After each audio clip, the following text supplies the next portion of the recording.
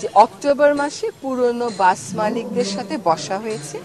শুধুমাত্র ঢাকা শহরেই মেয়াদ উত্তীর্ণ বাস চলে হচ্ছে 14,500, এবং তারা কিন্তু খালি খালি চলে না, তারা যাত্রী নিয়ে চলে।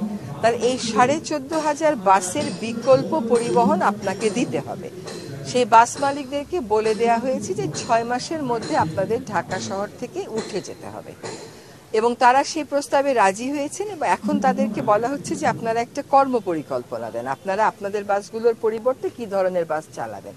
এখন তাদের কর্ম পরিকল্পনা হচ্ছে যে বাসগুলো নতুন করে রং করে দেবে, তাহলে তার কোনো লাভ হচ্ছে না। হ্যাঁ, আপনি দেখেন, আপনি নিজেই কয়টা কাজের কথা বললেন, শুধুমাত্র হচ্ছে বায়ু দূষণের একটা ফ্র্যাকশন আপনি টাচ করলেন, আর বাকি কতগুলো কাজ রয়ে গেছে। আচ্ছা, তারপরে হচ্ছে সরকারের সকল সংস্থা যারা ইট ব্যবহার করে, পোড়ানো ইট, এটার সিদ্ধান্ত হয়েছে 2025 সালের পরে পোড়ানো ইট আর তারা ব্যবহার করবে না।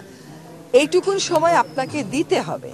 এখন এই পোড়ানো ইট যে ব্যবহার করবে না, এটা গৃহায়ন ও গণপূর্ত মন্ত্রণালয়, স্থানীয় সরকার এবং শিক্ষা মন্ত্রণালয়, তারাই সবচেয়ে বেশি ইটের গ্রাহক, তাদেরকে সেখান থেকে সরে আসতে হবে।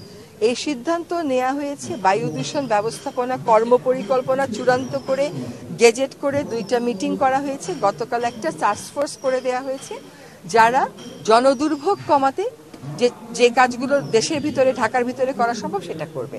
তাহলে এক হচ্ছে আপনার পুরনো বাস, 2 হচ্ছে ইট ভাটা, আরেকটা হচ্ছে যে জনদুর্ভোগ কমানোর জন্য এই টাস্কফোর্স যে কাজগুলো করবে সেটা হচ্ছে কোন কোন রাস্তা ভাঙাচোরার কারণে গাড়ি যখন যায় তখন ধুলা বেশি ওড়ে, সেটা আইডেন্টিফাই করে সেখানে ব্যবস্থা গ্রহণ করবে, এবং যে সমস্ত জায়গা অনাবৃত আছে সেগুলোকে ঘাস দিয়ে হলেও আবৃত করার ব্যবস্থা করবে। এবং এই যে সিটি কর্পোরেশন বলছে ওরা দৈনিক 540টা গাড়ি দিয়ে পানি ছিটাচ্ছে, আর এলাকার লোকজন বলছে তারা অত পানি ছিটানো দেখতে পাচ্ছে না, সেটা নিশ্চিত করবে। এবং এই টাস্কফোর্সে কেবল সরকার থাকছে না, সরকারের পাশাপাশি বায়ু দূষণ নিয়ে যারা বিশেষজ্ঞ আছেন তারাও কাজ করবেন। এবং আমাকে বারবার বলছি যে আপনাদের কাছেও যদি কোনো পরামর্শ থাকে যে এইটা এইভাবে করলে একটা কুইক ফিক্স হয়ে যাবে, আমাকে জানাবেন। আমি আবারও বলছি, বায়ু দূষণ এবং নদী দূষণ নিয়ে আমার হাতে কোনো কুইক ফিক্স নেই।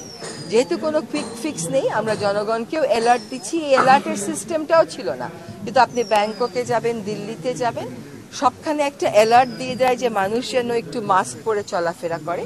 আমরা এটাও বলেছি যে যাদের পক্ষে সম্ভব একটু এয়ার ফিল্টার নিজের ঘরে রাখবার জন্য।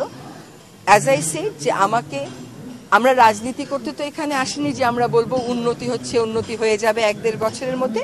আমি মনে করি জনগণকে প্রকৃত তথ্যটাই জানানো উচিত। প্রকৃত তথ্য হচ্ছে যে জনদুর্ভোগ হয়তো কিছুটা কমানো যাবে, কিন্তু বায়ুর মান খুব তাড়াতাড়ি উন্নত করার কোনো ম্যাজিক আমাদের হাতে নেই। জনগণকেও একটু সতর্কতা গ্রহণ করতে হবে।